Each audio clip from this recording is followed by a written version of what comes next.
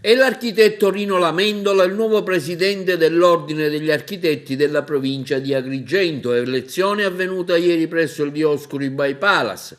Ha visto eleggere anche il nuovo consiglio dell'Ordine che sarà in carica per i prossimi 4 anni. Il vicepresidente è stato eletto l'architetto Michele Ferrara. L'intero consiglio è composto da Giuseppe Antona, vicepresidente aggiunto, Giuseppe Mazzotta, segretario, Salvatore Porretta, tesoriere, e dai consiglieri Roberto Campagna, Giacomo Cascio, Mara Collura, Carmelina Drago, Pietro Fraccabrino,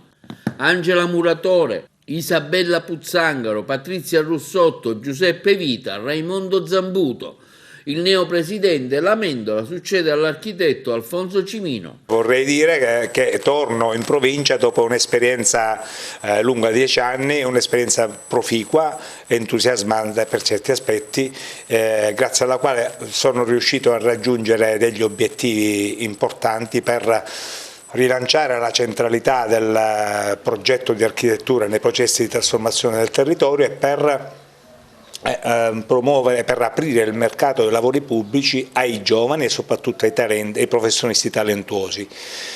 Spero di sfruttare questa esperienza che ho maturato in seno a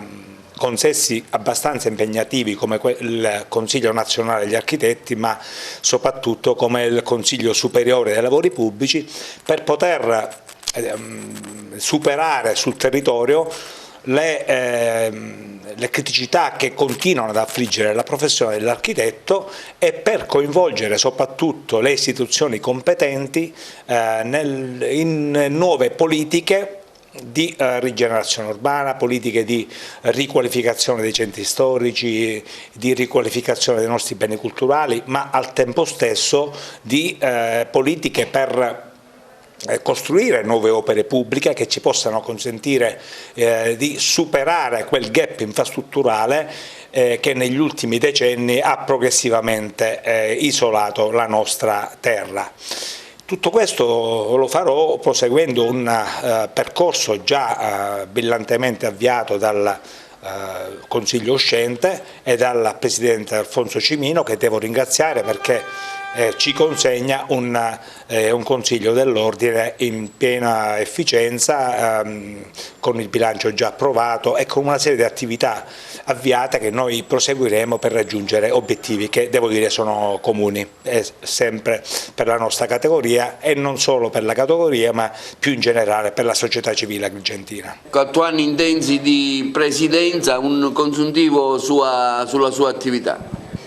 Innanzitutto devo dire grazie agli architetti agrigentini e al Consiglio dell'Ordine Uscente che mi ha dato l'onore di rappresentarli. Sono stati anni importanti dove abbiamo lavorato con grande passione e senso del dovere e di responsabilità per 2 aspetti fondamentali. Uno, valorizzare la figura dell'architetto, secondo, valorizzare il nostro territorio. Una provincia fra le più belle forse del mondo, ma sicuramente fra le più belle d'Italia, dove è ricca di un patrimonio storico, architettonico e ambientale che non ha uguali, che è la vera porta del Mediterraneo, ma che stenta a portare a ripartire. Su questo sono convinto che